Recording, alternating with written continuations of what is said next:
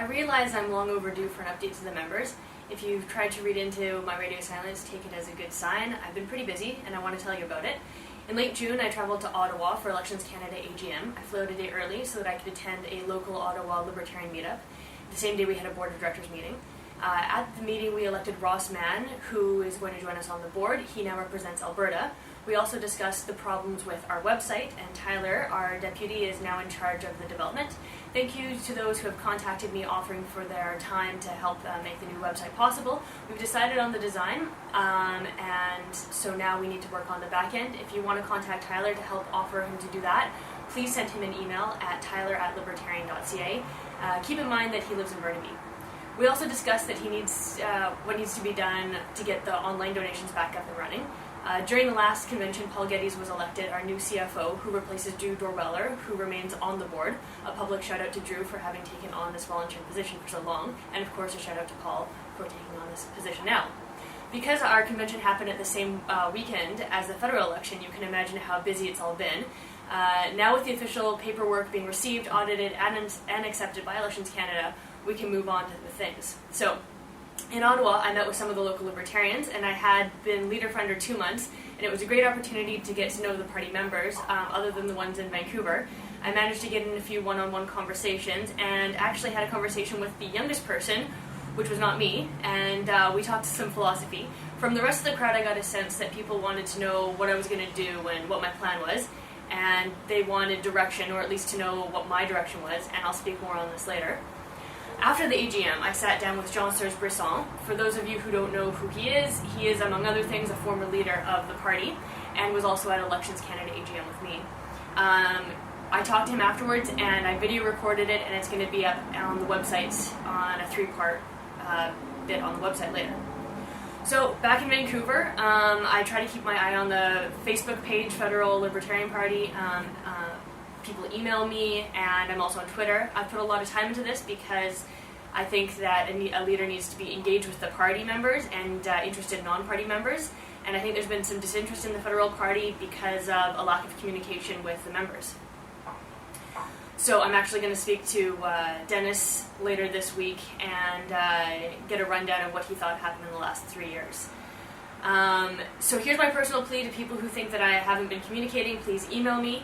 And that's kchown@libertarian.ca. You can tweet me at chaotic, tweet C Libertarian, that's the federal party page, or you can Facebook me /Katrina Chowne. I'm also on Google+, email me for my account name, and I'm trying to keep my personal Facebook actually personal, and I've been able to do that. Which brings me to international presence. The Libertarians around the world, because of the internet, are finding each other faster and easier and better than no time in history. And it's really exciting, and I realize that there are many organizations out there that existed before the internet, but these new organizations seem to be more adept at using the internet to their advantage, and therefore I'm more knowledgeable about the newer organizations than the older ones that aren't promoting themselves online. So I'm going to give a quick plug to one of them. They're called Interlibertarians. I've been talking with Luca Fusari from the Italian branch because he's most active online. You might know him through his Twitter name, Libertarian. Interlibertarian is looking for libertarian organizations, associations, and political parties from all over the world to have an easy format to communicate. The world's getting smaller and smaller, and as a side note, if I end up going to Australia and New Zealand this year, I'll make schedule meetings with members over there. Luca tried to create a Wiki page for Interlibertarians, but unfortunately the Wiki Guardians eventually shut down the page. If you'd like more information on what happened there, you can find it all on my Twitter feed or the Interlibertarian Facebook page, facebook.com/groups/interlibertarians. So hello to all the libertarians out there who don't hold Canadian passports. Also this summer, the West Coast Libertarian Foundation had a supper club. They have supper clubs as one way to keep people in the region together, and they invite speakers to come in and give a presentation. This time they had 2 speakers on the topic, what is the optimal size of government? Walter Block took the anarcho-capitalist point of view, and Grubel took a minimal government stance. You can watch the videos yourself by going to our soon-to-be-relaunched website at libertarian.ca or our YouTube channel, See Libertarian. Another event I went to in the summer was Capitalism and Morality in Vancouver. My favorite speaker was Jace Nelson. Unfortunately, that recording won't be made available online. So here are a few of the things that he said that resonated with me. Can we use science to discover which social causes lead to which social effects? And another one, the law of causality identification is the fundamental cause of world war, world poverty, and world servitude is the general failure of the educated and uneducated classes to understand which social causes lend to which social failures. And the last one, anyone who believes in the efficacy and rectitude of political action in any forms has embraced the win-lose paradigm as their personal code of social behavior. Alright, so the West Coast Libertarian Foundation also had their annual barbecue, of which four board members were at, and I got to catch up with Walter Block. He will be a speaker at a Ron Paul event happening in Nevada. He's also going down to visit Mark Emery, who's down in Mississippi. By the way, for those of you who are watching who have news, once the new website is launched, there will be a wonderful user-friendly interface for you to share as well. And the last event I was at was the Ludwig von Mises Canada event entitled Liberty and Oil, Foundations of Modern Civilization. It was filmed and it will be posted online so you can watch it yourself. My participation in the event was paid for by the party, so I'd like to thank all the people who donated to make that trip possible. I've debriefed the board on my time spent there. Very briefly, I met Ross Mann and took that opportunity to have great conversations with him, Matthew Johnson, Mary Lou, and many more. Other than some great shop talk, I also did get the same questions that I did in Ottawa in June. I get asked this question or variations on it more and more, and I become more articulate with my response. Right now it sounds something like this. But as the party exponentially grows in its war chest, on my response will invariably change. So the direction I tend to take the party as the party grows is to have more members and more wealth. How? Well, I'm open to new ideas and will continue to do those things that give us a return and stop doing those things that do not work. Most people don't like this answer, so I'll try a more detailed approach. We all know how the party has been doing so far, but we don't know why. Everyone has opinions, but at the end of the day, they're just opinions.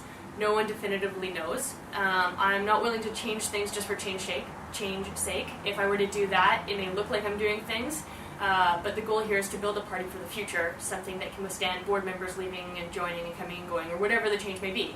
So in that sense, this party needs to be built from the ground up. But it seems that it needs direction from the top. So to continue this metaphor, this party needs more grassroots, spontaneous, organic growth, and sure, a little hit of CO2. Some say that the key to our success will be to run a full slate of candidates. I'm not so sure, but I also think it's a worthy goal to set for 2015. Ontario Libertarian Party is rolling, and if luck has it, we can get 100% retention rate from those candidates and in Ontario. And then also Alexander Fleming has been named to our board of directors. He's now representing Halifax, Nova Scotia, Maritimes. And I hear that he wants to start a provincial party as well as EDAs. So I told him he'd get a gold star for starting an EDA. As an afterthought, I realized that we don't have the authority to print our own gold stars, so in lieu of gold, I have these coveted bracelets that I think are awesome. I don't think Ludwig von Mises would be too happy if I were to use their garb as a promotional tool, so once we have some more money from donations, we can create our own batch of Libertarian wristbands to those who are deserving. And who are deserving? Well, that's subjective. So if you think you deserve one, tell me why you deserve this beautiful petroleum-based shameless promotional tool. Getting back to goals and directions and the like, I hope we're all content to do with what works and don't do what isn't working motto. One specific question I was asked was about the candidates we'll run, if candidates are running to be elected.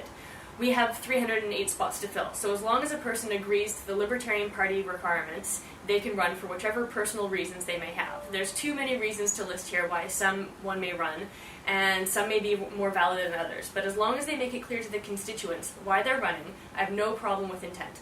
Once we get to that magical place where people are vying for the same riding, we'll cross that bridge. Remember that the libertarian philosophy comes down to let me be me and I'll let you be you. And this means that this ideology allows for individuals in society to have voluntary socialized constructs as long as they aren't taking the country's tax dollars. So someone who wants socialized medicine can have it, but their pool of fundraising must come from others who want the same thing. There are actually, believe it or not, a few that I've met in Vancouver. So what else can I say? I trust that by using this motto without compromising your Libertarian Foundation, all of your questions can be derived from these principles. I hope you had a great summer. It's now late September here, but a beautiful day.